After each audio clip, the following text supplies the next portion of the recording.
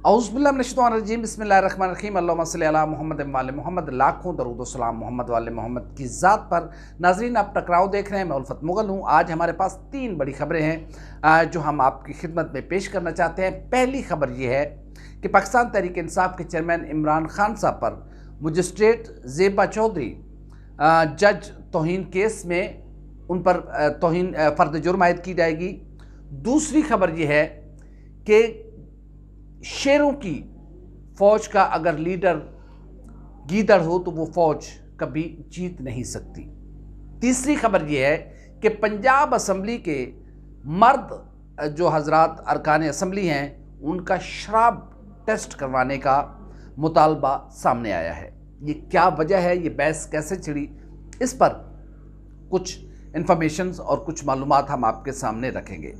सबसे पहली खबर यह है कि जब शहबाज गिल पर तशद्दुद हुआ और इमरान खान साहब ने उस पर बहुत ज़्यादा आवाज़ भी उठाई, लेकिन उसके बावजूद जब शहबाज गिल साहब को हॉस्पिटल शिफ्ट किया गया तो उन्हें पुलिस कस्टडी में दिया गया, ना कि जुडिशल कस्टडी में नहीं दिया गया, जिस पर उन्होंने एक जो रावलपिंडी जलसा था उसमें मजिस्ट्रेट ज़ेबा चौधरी साहिबा का नाम लेकर कहा कि ज़ेबा चौधरी ने जिस तरीके से ये सारा किया है, हम आपके ख़िलाफ़ कानूनी कार्रवाई करेंगे, कानूनी चाराजोई करेंगे कि आपने ये सब कुछ कैसे किया, ये जानते हुए भी कि एक शख्स पर पुलिस कस्टडी में तशद्दुद हुआ है और जहाँ तक कि जिनसी तशद्दुद हुआ है, इसको तौहीन अदालत और तौहीन जज बनाकर उन पर केस किया गया और जिसकी लाहौर इस्लामाबाद हाई कोर्ट में उसकी हेयरिंग हुई। इमरान खान साहब ने अपना जो पहला जवाब था वो जमा करवाया, जिस पर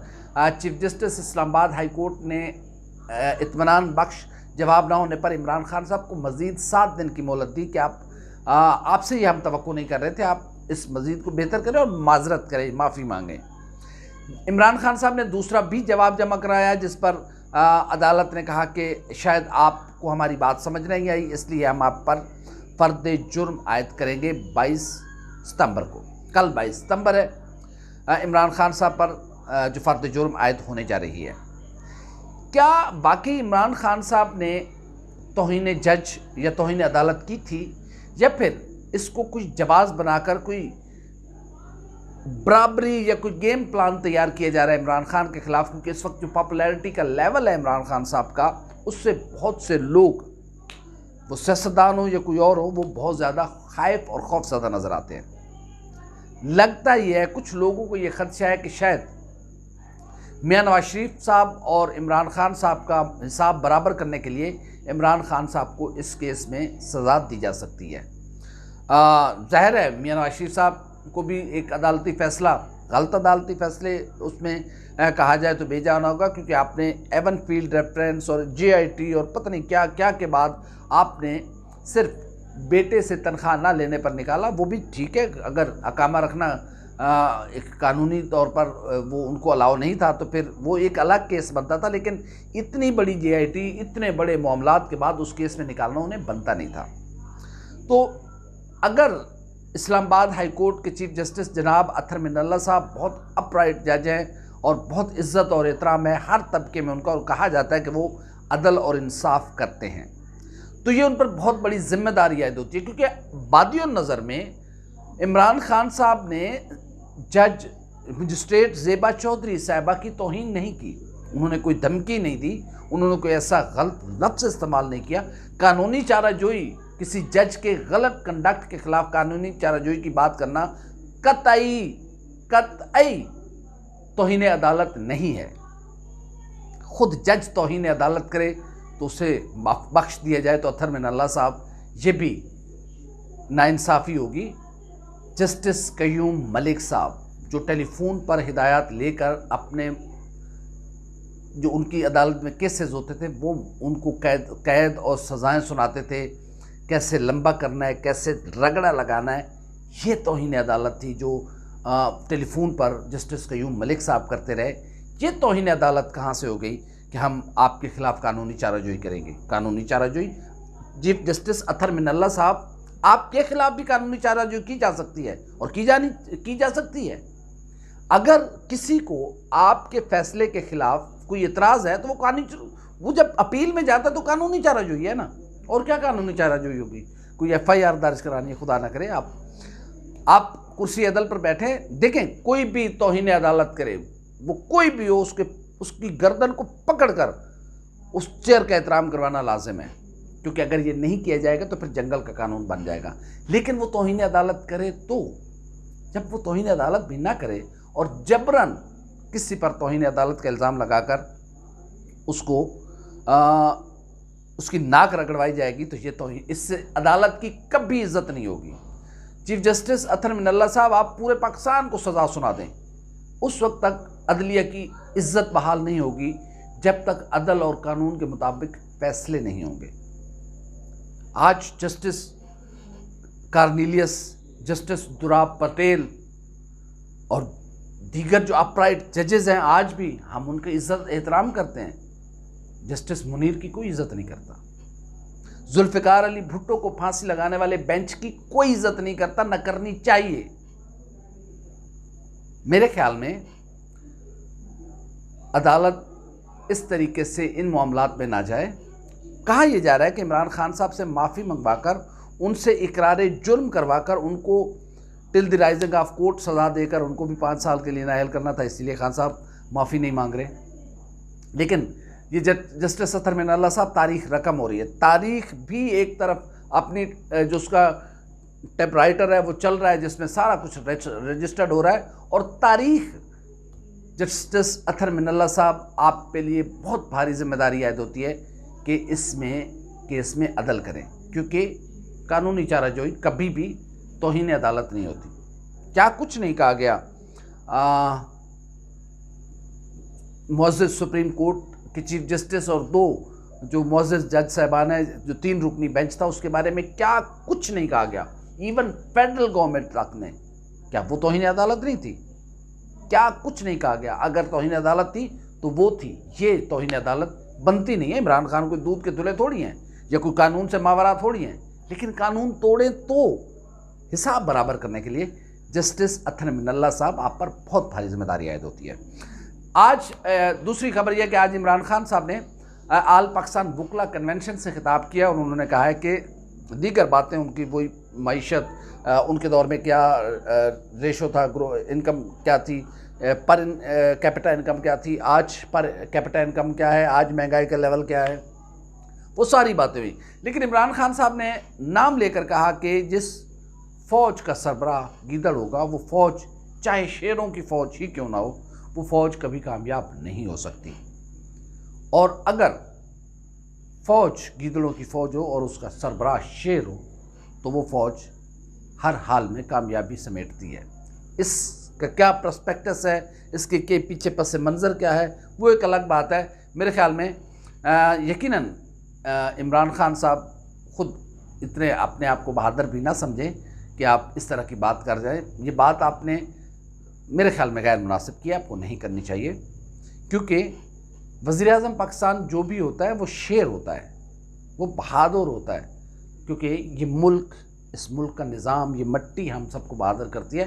शहबाज शरीफ साहब की हुब्बुल वतनी पर, उनकी बहादुरी पर, उनकी जुर्रत पर किसी को इतराज़ नहीं होना चाहिए, ना कोई कर सकता है, ना कोई किसी को करना चाहिए। हाँ, उनका एक अपना मिजाज है, वो ज़रा धीमे मिजाज के हैं, वो ज़रा गुफ्तगू प्यार मोहब्बत में करने के मिजाज में है, तो उसको आप दूसरी तरफ लेके जाते हैं, तो ये मेरे ख़्याल में मुनासिब नहीं है। पाकिस्तान की फ़ौज भी शेरों की फ़ौज है, पाकिस्तान के तमाम जो इदारे हैं वो शेरों के इदारे हैं। अल्हम्दुलिल्लाह हमने अभिनंदन जैसों को ऐसा सबक सिखाया है कि इंडिया कभी भूल कर भी इस तरफ का मुँह नहीं करेगा। पाकिस्तान के शेर दिल जवानों ने अनदेखे दुश्मन को, जो मेरे जैसे लिबास में, आपके जैसे लिबास में, हम में से थे वो दहशतगर्द जो खुदकुश बमबार थे, जो दहशतगर्दी करते थे, बेगुनाह लोगों का खून बहाते थे, अल्हम्दुलिल्लाह इन शेरों की फ़ौज ने उस अनदेखे दुश्मन को शिकस्त फाश देकर इस मुल्क में अमन कायम किया है। तो मेरे ख्याल में यहाँ पर थोड़ा सा खान साहब आपकी बॉल वाइड है, बेहतर है दोबारा बॉल कराएं, अच्छी बॉल कराएं। तीसरी खबर ये है कि पंजाब असम्बली में शराब नोशी का पर क्वेश्चन और चल रहा था, उसमें ये क्वेश्चन आया जिस पर ये एतराज़ लगाया गया। सबसे पहले तो एतराज़ ये लगाया गया कि और मुस्लिम लीग नून के रुकन हमारे दोस्त हैं, भाई हैं, बहुत अच्छे, खलील ताहिर सिंधु साहब ने कहा कि कुरान मजीद, फुरकान हमीद में और बाइबल दोनों की कुरान आसमानी किताबों में शराब नोशी हराम करार दे दी गई है। इसकी जो इनकम आ रही है, यानी कि शराब का जो टैक्स लग रहा है, वो भी यकीनन हराम होगा। तो उनका कहना था कि सदर मुमलिकत से लेकर वज़ीर आज़म तक हम सब वो हराम के पैसों से तनख्वाह ले रहे हैं। क्या हमारा रिस्क हराम नहीं है? ये एक बड़ा क्वेश्चन मार्क था उनका। ज़ाहिर है फिर असम्बली में जब आप बात करते हैं तो फिर आपको जवाब भी सुनना पड़ता है, जिसके जवाब में पार्लिमानी उमूर के वज़ीर राजा बशारत साहब ने कहा कि ताहिर खलील सिंधु साहब, वफाक में शहबाज शरीफ साहब की हुकूमत है, मुस्लिम लीग नून की हुकूमत है, आप वफाक से कहें कि शराब पर टैक्स ख़त्म करें ताकि आप सबको जो हराम मिल रहा है, रिस्क जो तनख्वाह मिल रही है वो हलाल हो जाए। जिस पर उन्हें बड़ा गुस्सा आया और उन्होंने बड़ा शोर शराबा किया। लेकिन बात तो ठीक है, क्योंकि शराब पर टैक्स वफाकी हुकूमत लगाती है। दूसरा उनका मुतालबा था कि पंजाब असम्बली के जितने मर्द अरकान हैं, ख़वातीन को निकाल दिया जाए, मर्द अरकान के टेस्ट करवाए जाएं कि कौन कौन शराब नोशी करता है, और फिर अगर जिसके मेडिकल टेस्ट मुस्बत आएँ उन पर हद मुकर्रर की जाए, उन्हें कोड़े मारे जाएं। उसके अलावा उनका मुतालबा था कि तमाम मज़ाहिब में शराब हराम है, तो फिर शराब के परमिट अक़लियती बिरादरी के नाम पर क्यों दिए जाते हैं, यानी कि क्रिश्चियंस, हिंदू, सिख और दीगर जो मिनॉरिटीज़ हैं उनके नाम पे क्यों दिए जाते हैं। उनके मज़हब उन्होंने उनका ये कहना था कि ये हमें बदनाम किया जा रहा है, क्रिश्चियनिटी को बदनाम किया जा रहा है, हिंदू को बदनाम किया जा रहा है, सिखों को बदनाम किया जा रहा है। प्लीज़ ये सारे परमिट जितने भी आज तक दिए गए हैं, तमाम परमिट को कैंसिल किया जाए और मज़हब की बुनियाद पर किसी को परमिट जारी ना किए जाएं। जिस पर राजा बशारत ने कहा कि आप करारदाद लेके आएँ पंजाब असम्बली में, हम आपकी हिमायत करेंगे, लेकिन आपकी अपनी कम्युनिटी आपकी मुखालफत करेगी। जिस पर खलील ताहिर सिंधु ने कहा कि मुझे भी मालूम है कि आप मेरी कम्युनिटी को मेरे ख़िलाफ़ करेंगे। ये बहस किसी नतीजा खेज़ साबित नहीं हो सकी, अफसोस के साथ। अलबत्ता शायद इस हद तक ये मामला चल जाए कि आइंदा मज़हब का नाम इस्तेमाल ना किया जाए किसी को परमिट जारी करने में, उसके लिए कोई और तरीक़ाकार अडाप्ट किया जा सकता है। लेकिन खौफनाक बात यह है कि क्या अगर पंजाब असम्बली के अरकान के टेस्ट किए जाते हैं तो कितने लोग होंगे जो शराब नोशी करते हैं? ये एक क्वेश्चन मार्क है।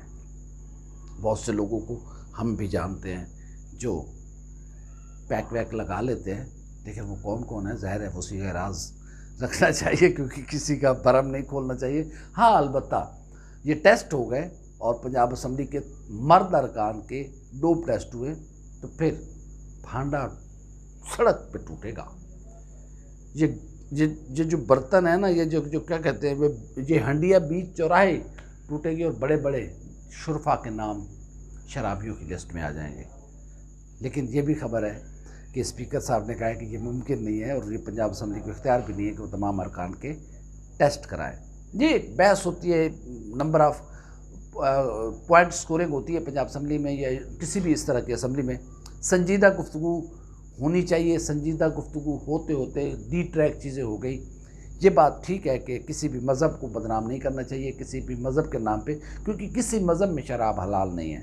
तमाम मज़ाहिब में ये शराब नोशी जो है उसको हराम करार दिया गया है। इसके परमिट इसलिए जारी किसी को नहीं किए जाने चाहिए कि वो क्रिश्चियन है, वो हिंदू है, वो सिख है, वो बुद्धिस्ट है या किसी और दीगर मिनॉरिटी से ताल्लुक़ रखता है। इसका मज़हब से कोई ताल्लुक़ नहीं है। इसका कोई और तरीक़ाकार बनाया जाए, ये बेहतर बात की है। और इस पर अपोजिशन और हुकूमत के जो अरकान अक़लियती अरकान थे वो मुत्तफ़िक़ थे कि मज़हब के नाम पर परमिट जारी नहीं होने चाहिए।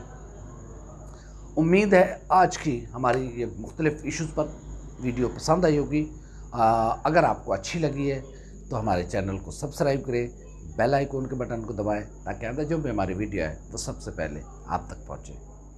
अल्लाह हाफ़िज़ नासिर।